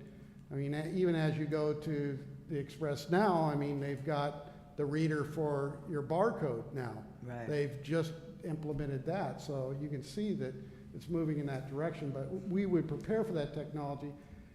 Even the next technology is what happens when we get electric boats. And Right, so yeah. we are thinking about that That was as my we're question. putting out the facilities for the new electrical supply out there Okay. and the service, and preparing for that, because whether they would charge here, whether that's, I don't know if that's efficient for them, or whether they charge on the mainland, but, at least we would be prepared for the infrastructure to be out there, not knowing exactly what it is, but Right, the, okay. the amount of power, yeah. Okay, all right, that's it. Okay. Thank you very much. I think, so we answered the elevator, the queuing, and the queuing was worked with Catalina Express. That wasn't just us, that was with their input and viewing what also they're doing on the mainland. So that's where it was how you take that and make it a more efficient space by making that more efficient use and combining all that instead of letting it spread out. Now we can use some of those other spaces for bringing vehicles or whatever it is there, okay? And then, let's see, I think that you got all your questions answered. Yeah, you did good. Thank you, Bob. And thank you, Dave. Thank you. This is a great discussion. I have a few Please. comments or questions. First, I just want to say this is a spectacular presentation, and the plans, I have actually already seen them, but it's different when you get the commentary with the presentation. But I'm very excited that we're finally to this point of moving forward, so thank you for everybody's work. Thank you for the mitigation for the sea level rise, very much appreciated. Thank you for leaving the space on the end where our visitors can still fish off the mole, or where it's still a bit of a parklet area. I love that there's thought process into that being an event space, just like we've seen with the Green Pier coming back and being used as an event space. I think that's really, really great. I actually love the idea of where the taxis are. As it is now, there's just so much foot traffic going back and forth, and folks that really, they just don't know what's happening, and they're trying to figure it out, so they're just standing. But I think that where this plan is for the taxis, I think it'll work really well, and it will uncongest some of that foot traffic there. Let's see. I also wanted to say that I appreciated that this is a 50-year or more plan, that it's not just we're looking at this to get us through for 20 years, that this is a long-term plan. I do want to ask, is there still going to be curbside parking along the street, along Pebbly Beach Road in front of floats 4 and 5, or does that parking go away? It's limited to emergency access along there. And that was done essentially to widen the concourse walkway from town and create some planting space there, mostly to get the width we needed for the pedestrian traffic. Okay, so that answers the next question. You're actually going to take part of the road away to build this out? No. Right, Not the road, the is sidewalk. Or the sidewalk? Okay. Yeah. Okay. Wait, then I don't understand that. So where the sidewalk is now, Right. that won't be a sidewalk. It'll be just the curb. gangway coming all the way from town. You wrap around all the way from town and stay right along the water. But they're not widening, because the planters are there, they're not widening the walkway. The existing walkway will not be widened in this phase, correct? Because the planters are all along there. We're also, in the diagrams we're showing, we're moving the curb over so that Pebbly Beach Road, the right-of-way, is brought back to a standard road width. That road is overly wide. If you head out there and check it out, it's even beyond the parking, for some reason, it's just a very wide road. So we're pushing that curb over to make it a more standard road width, and capturing the excess space for landscape and widening the concourse. So instead of funneling people in two different areas where you've got people getting off the boat and going on the lower road, and then you've got people walking up the steps or through the parking lot up on that sidewalk and dead-ending into Veterans Park, now you're just going to make you're going to have everybody down, all going in from one spot, which to me is more logical than having. Right. Except it'll be more crowded. But that's why they're No, widening that's it. why they're going to widen it. So It's you are gonna be taking off, wider. so you are taking off part of those, of the landscaping along the walkway, the paved walkway. It's gonna be reworked, yes. And there will be, that's why we tried to provide some additional parking on the mole itself, but also make it a more efficient, what are the people that are parking there? Are they picking up arrivals? We've provided you arrival parking and waiting right there, and, so that area, so we can pick you up quicker and get you out of there quicker, Right. So we think it's an even swap, but we're also would look for other 1 hour parking around the area to serve. So if there's opportunities, we can do that up adjacent as we work on that new wall that I'm talking about where the revetment is and that longer term. Is there some parking up above and still having a walkway? Maybe on that, along that edge right there, for the first little bit of the seaplane ramp. Those are opportunities. Yeah, that we still I wanted to point out that we are exceeding the existing number of spaces in the new plan without the parking on Pebbly Beach Road. Yes. So we have more parking than what's out there now and still gaining this extra width in the concourse. And we've met and I think exceeded the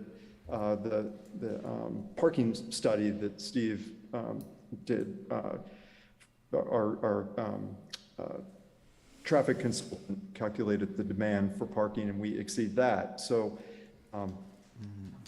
we felt that those parking spaces along Pebbley Beach were probably not appropriate places. There's just a handful of them.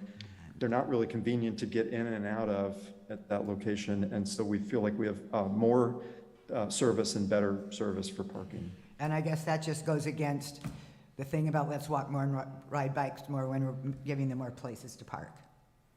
That's all. Well, we've also Okay. made it the concourse wider to encourage more walking, so. Okay, so back to my original question. Partially why I was asking that is that yes, I love the idea of funneling the foot traffic into one location, but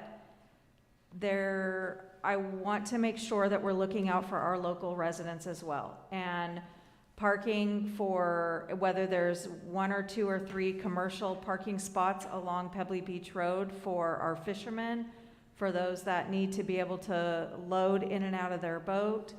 I don't want to be in a situation where all of a sudden the entire road is red and somebody like, myself can't pull over and unload all the stuff that I'm taking out on my boat for the day and, wanting to take it down to the float. But we also have a pretty strong community that works on the water and that has their livelihood from the water. And so I'm not sure how we're planning to do that, but I would really like that to be taken into consideration.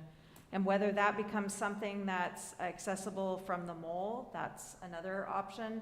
But it just didn't feel as though anywhere else around the mole was a good location for our locals. So it's important to ask the question, is that loading or is that parking? It's loading. So if it's loading, I It's think we can loading. accomplish that Yeah. in a space and get the loading there, and then they would, very short distance away, they'd be able to park, so Yeah. yeah, okay. And then the next one, I just wanted to clarify because I think I misunderstood it. We're provisioning for the potential of moving the harbor office, but we're not moving the harbor office. Is that right? We're not moving the harbor Okay. office. We're Doing that design element so we get the archway, and then in another phase, if we decide to do that, that would be, we think, the best location that would fulfill, what the harbor master's needs are. And if he can speak to that too. But Okay. it seemed like he had the right view shed from there. It was the right location, and it was additionally, he'd be right next to the mole where a lot of the action, where he's needed right now, where the staff is needed. And then I am saying this next comment with a caveat that I have not spoken to the chamber or Love Catalina, and I have not ever said this outside of right now, but I would love to see an office at the main transportation hub for Love Catalina. And I don't even know if that's what they want, but I really want to see that. It used to be easier, for example, when cruise ship passengers would come down the pier, the office was right there. But what's happening now is I feel the other businesses on the mole are trying to answer questions, and you've got 50,000 questions in a month coming to the Catalina Express, and their job is to help move people back and forth rather than where can I go eat or, where do I go for this tour or that tour. So if we haven't already found a functional spot, and if that's something that we could at least start the conversations with to see if that is what the community wants, I'd like to see that. And then my last comment is the restaurant on the second floor. I am all in for Ellie's Deli and what we have, and that is just such a wonderful addition. I know it's been there forever, but it's just a wonderful business to have on the mole, but I'm very concerned about a full restaurant. And I say that because we have situations now where we have restaurants closed for 2-3 months of the year, And I'm wondering if it makes sense to lessen some of the restaurant space and make that available for even some souvenir shops or something. Because I'm worried that we're gonna create this new, very large restaurant from what it appears on the plans, and then it's gonna be closed for however many months because nobody wants to walk out in the cold during the winter months. So I just would love to have some sort of conversation about that, and if it doesn't necessarily need to be right this minute, but I at least wanted to express a concern about what that would look like and how big that's gonna be. And the other thing is it doesn't have to be a restaurant. It could be our public space that people could use as an event center. But yeah, no, we have to have the discussion. So we put those two possibilities there, and as David expressed, it's really just, it's an open palette.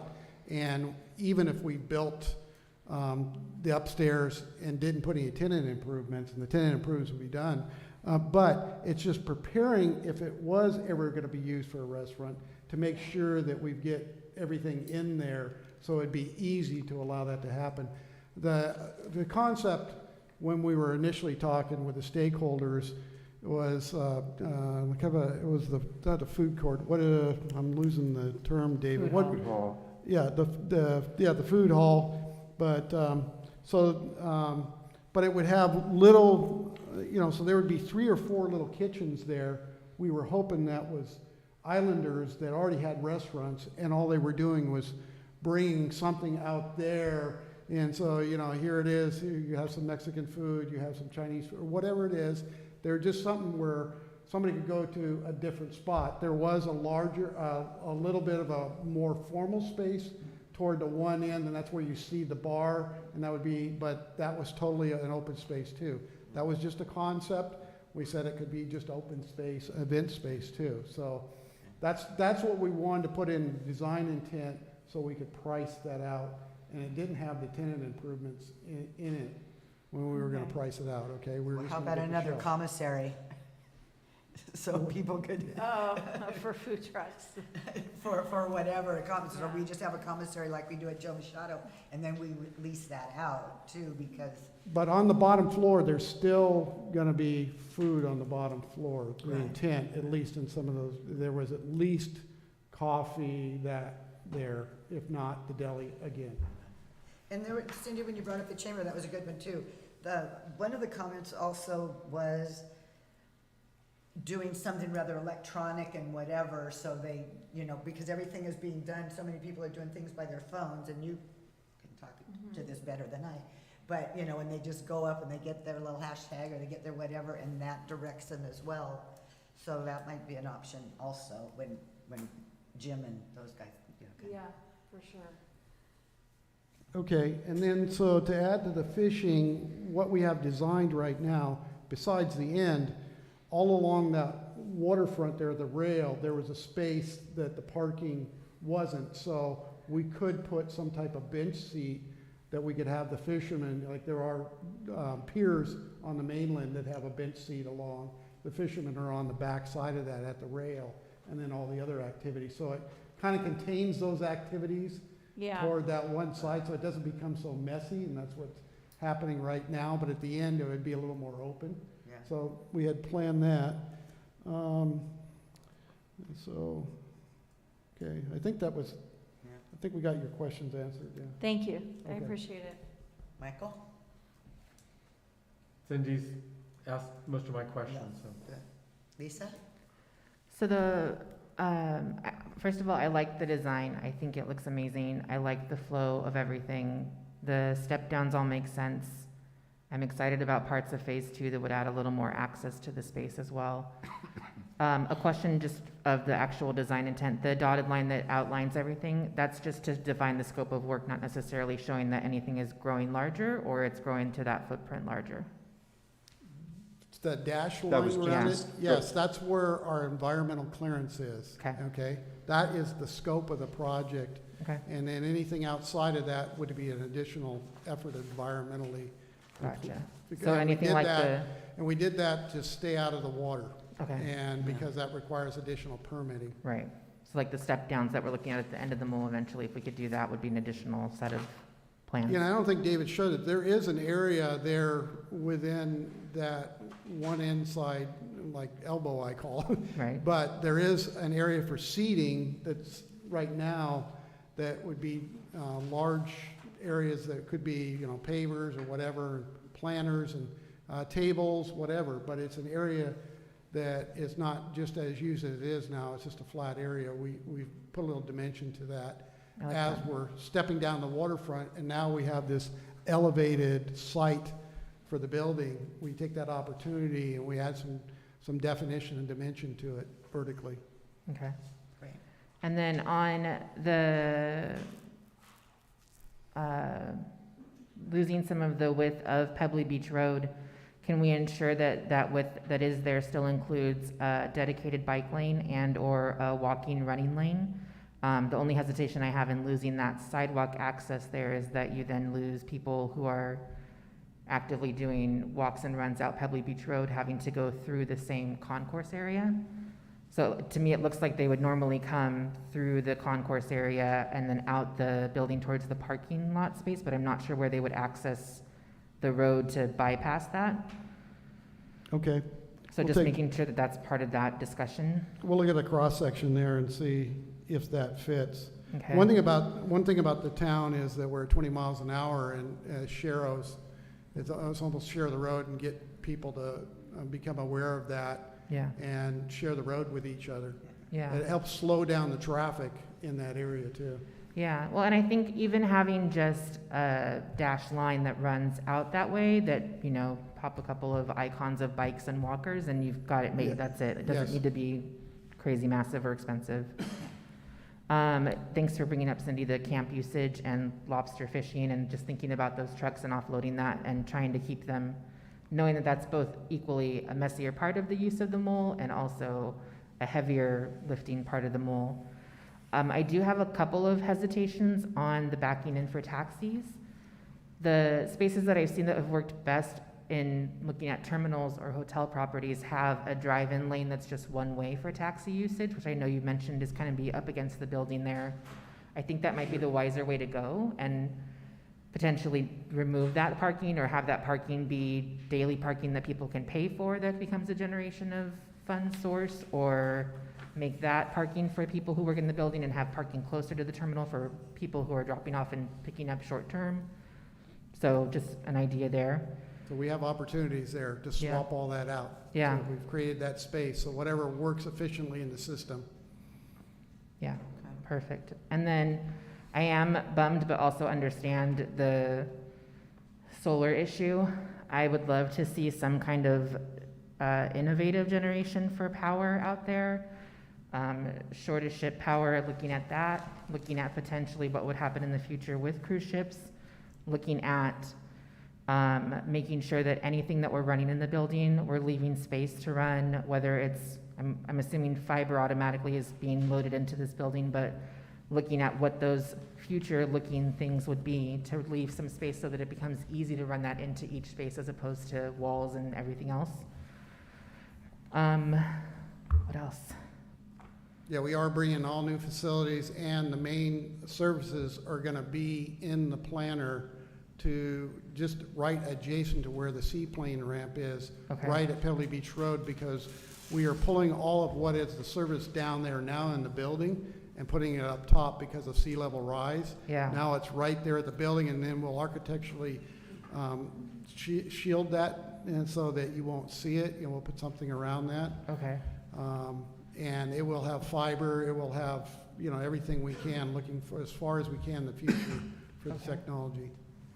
And then I'm assuming that the scope of the project will eventually include hurricane grade everything, so hurricane grade glass and building and structure.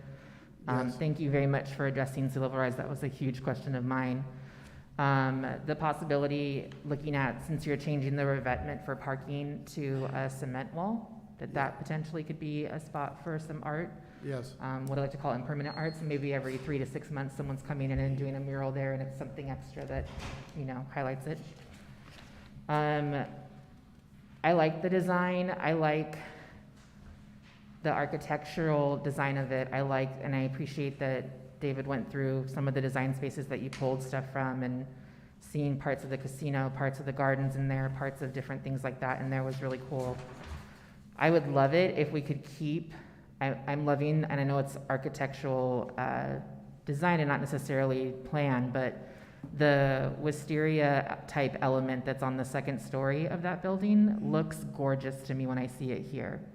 Knowing saltwater and how that impacts certain plants and if that's possible or not in storms and everything else, I don't know if that's possible, but something similar to that, of that nature, that makes it feel like a green space that's also functional would be really cool.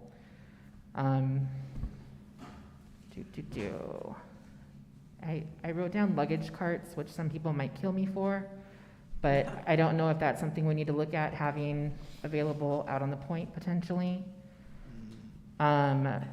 Thank you for answering the questions about the harbor master's office. That was one that I had. I almost said, do you want to put a clock tower up on top of it? And then I thought it's kind of cool if we don't have a clock tower because you're on island time, so maybe not, but maybe so.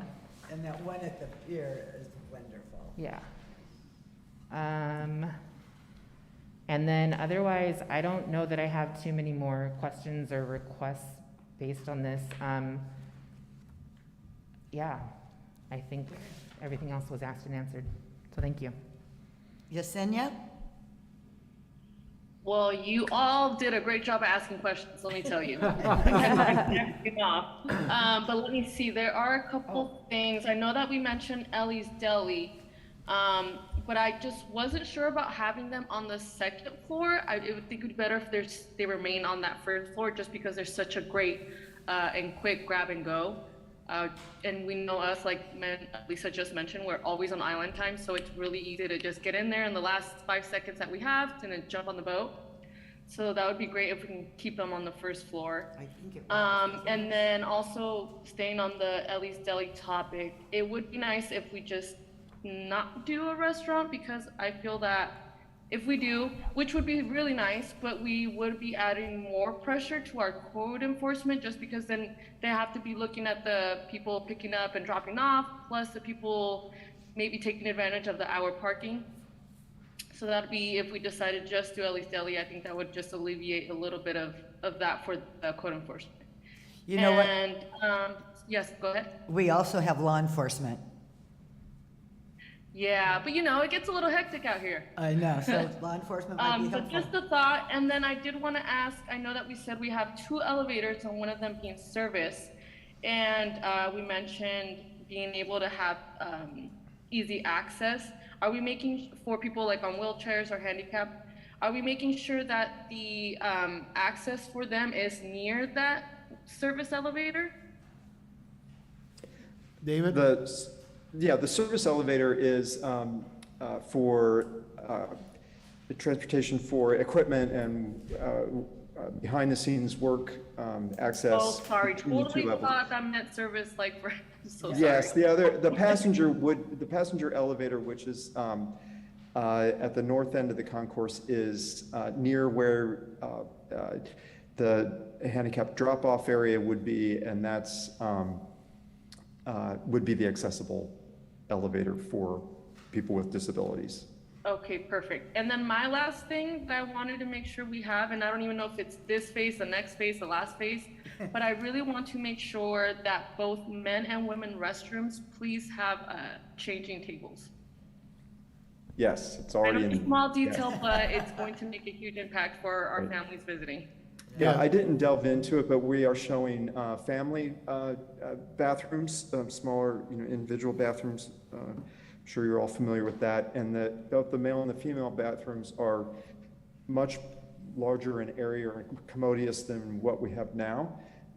And within those, there are larger stalls that have the baby changing areas. Oh, perfect. And Bob, I know this is a different restroom, but if there's any way we can do the same thing for the pier bathrooms, please. Yes, we are. We're retrofitting those. Okay? Thank you both so much. Excellent, Okay. great. Thank you, Yesenia. Okay, so I think I didn't answer the cost question. So our next effort after we're working on it right now, is that we brought a whole cost team on. Okay, so There's, that team also has the contractor that built Paddleford Construction, that built Vaughn, so they're very aware of pricing on the island. They were very successful in building Vaughn's, know the logistics, so they're the one that are costing this out. So we should have a good cost estimate. That will help drive the RFP, so if there is some phasing, staging, that we come in on a target budget and we know where we're getting, so we can build what we have said in the RFP. And there may be phases or stages as we go through that will be defined in that set of plans of this is what is the priority, the essentials to give us what is the functions we need out there, and then what are we looking for if there is additional money, you know, to build those phases. And it is designed as such that it would seamlessly move on through those phases as the funds become available. Great, thank you, Okay. Bob. Bob, just a couple more questions that Yesenia's points brought up. One, if we can actually look at whether it's downstairs or upstairs and act a room that is specifically a nursing and family room. So maybe in addition to a family restroom is also a nursing room that has couch space and or seating space. And then also looking at the option if people are not going in the direction of a restaurant. I wouldn't mind a restaurant up there actually. I think it would be gorgeous and a great spot to have a restaurant and event space. But if we're not looking at a restaurant or a food hall or some level of that, looking at potentially using some of that space as a business center space as well, as more people tend to travel and work in the same place and may have to have access to a desk or a phone or a whatever they need, so. So one of the things that we were trying to do for the restaurant was make it that we're the economics to provide the maintenance so that we don't get to the spot we are right now with the maintenance of the facility. It's not something that we're proud that we work on it, but it is not a very, the facility is not in very good shape. It's not our best step, you know, to welcoming, you know, our visitors here. So that was really to create some additional revenue if that pencils out. And that revenue would be used for the maintenance of the site. Yeah. Well, and I think part of what we had talked about originally too, I remember in one of the iterations of this was having live music up on an open deck and thinking how cool would that be to be at the boat landing waiting to head back or coming in the evening on Friday night and saying, oh my gosh, here's Avalon, here we go. Yeah. So I feel like that, you know, makes sense. I love the idea of a food hall. I love the idea of having spaces for potentially non-permanent businesses to be up there too and have just the footprint ready for them to use. I also think the idea of lease requirements for having to be open, I don't disagree with you, it can be a challenge, but that there needs to be some way that we can work with businesses who do stay open every day to have some level of offset to be able to make payments when they need to and not need to and that type of thing. So yeah, I'm definitely flexible on that and making sure that we can make that work. I mean, there's all kinds of, 'cause I have all these things running through my mind about what we could put up there, and I'm thinking, you know, hey, what about a location for local bands to play? And I don't drink, but, you know, cocktails and that type of thing, that people could just hang out and listen to music, and then you don't get the noise complaints from town. Will that in be our in that they would be indoors, so, you know, it could be a venue that people could, especially locals, could go and play. Well, like David pointed out, especially with the open air, you can imagine being on an island, open air windows, and that has the view of the sunset once you're up on that second story. Yep. And you don't see that from someplace in town. So it was taking that and at least creating that opportunity if it's desired. The other thing that we talked about a long time ago is that right now, I don't have a dog, but there's a lot of dogs coming over and they're coming out and I'm assuming they're just doing their business in the planter. Is that correct? Because then we turn into AstroTurf. Is that phase 3 before we can find some accommodation for pets? They need a pad. They need a place, you know, and I guess we talked about we couldn't put it at the end of the mall because we'd have to wash that thing off. But there's a lot of dogs in town, and I don't know what they're going somewhere. So I think that could be accommodated. Just an interesting story, and when I was at the Reno airport, they have it inside right in between the restrooms. Yes, yes. The people go in there with their dogs and they, yeah. Yeah. Yep. So there's a lot of things you can do. Because we say we have all this open space, but they can't take their dogs to any of that, so. Okay. Okay, so, I think, do we have any other comments from Jamie? virtual or? I did see one question on here. I don't know if it's already been asked. It's on Zoom. It says, are the barbecues and picnic tables still going to be near floats 4 and 5? Yeah, I think the park frontage is still gonna be there, but, this is really, that area up to the wet spot. And those are beyond the wet spot there, further on down, Yeah. Right. okay? So, I don't know. Okay, any other questions? We want to thank Michael and Dave and Bob and, Wait, oh, here it comes. Okay. Please.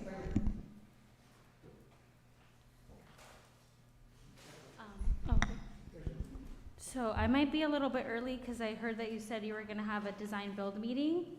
I'm Audie Casillas. I'm here for Ellie's Island Deli. So one of the things that I was just noticing in one of the designs, you put the deli on the first floor, but it says here that the square footage, and I don't know if this is wrong or not, it says 110 feet. I think right now we have 550. We were hoping with the new design it would be expanded. Would that be something we could talk about during the design build meeting? David, you want to address the square footage first? Sure. We can absolutely accommodate that in the plan. Yeah, the intent was not to shrink that operation. Oh, so it would be a discussion for the future? Yes. Okay. Yes. Okay, and that's when the new contracts would come up. I think I might have missed part of the presentation. I know you said it's gonna be in phases. Is there somewhere where we can see the phases, what would be the different ones and when they would begin? So after we get the cost estimate, we have, and we negotiate with the design build firm, we'll see what the reality is with the funds that we have to what they can get built in the first phase. And the goal is to meet the essential functions that are leased out there right now. And then any of the pieces that are embellishments will move through those priorities, like the cover. We've got to be able to have the queuing lines. Those are essential facilities. We've got to have the ticket offices. We have to have the covered spaces up to a certain extent. There could be a phasing of the second story. So all of those are the pieces that could be phased. We'll know that better as we get through the negotiations on the RFP. Okay, thank you. I look forward to the design build meeting. It looks really beautiful. Thank you. Thank you. And thank you for attending. Okay. Okay, so if there's any discussion the council wants to have, I think this is an appropriate time. Good for now? I'm good. I mean, I know we're gonna have some additional meetings, so I think this is a great start, a good opportunity to digest what we've seen. My only question is if there's a better day of the week to do a walkabout with you for this. Say again? A better day of the week to do a walkabout, to do a on-site. So I will put a schedule when my time is available over the next few weeks here, so that you can pick some times there. I'll make myself available. I do encourage you to get out there and really feel it, what the space is, and see where, all the features are gonna be. That helps me understand it. So, and then if that's all the discussion really is, we continue further. We're on the right program right now. We're on the right path. That's what I'm asking council. Yep. Yes. Okay. But in terms of your time, because you don't have a lot of time and you're very busy, it'd be better if you knew when you had some time, and then we fit into your schedule. Yeah, well, that's what I'm gonna do. I'm gonna Okay, put that's that what you're when saying. there'd be available times. Yeah. Okay, you're available. And Oh. this is a high priority, very important project that needs input. That's why I'm telling council members and the community, if you want to go out there and see it, I can show you, and then at least you can take the plans and walk yourself off of what I've shown you, and then, oh, maybe I got additional 10 questions, then you could put those questions into the team and we could answer those. That helps us develop the RFP. And it's also something we could double up on. Oh, yeah, Yeah. yeah. Okay, if there's nothing else, we want to thank you, everybody, for your time, and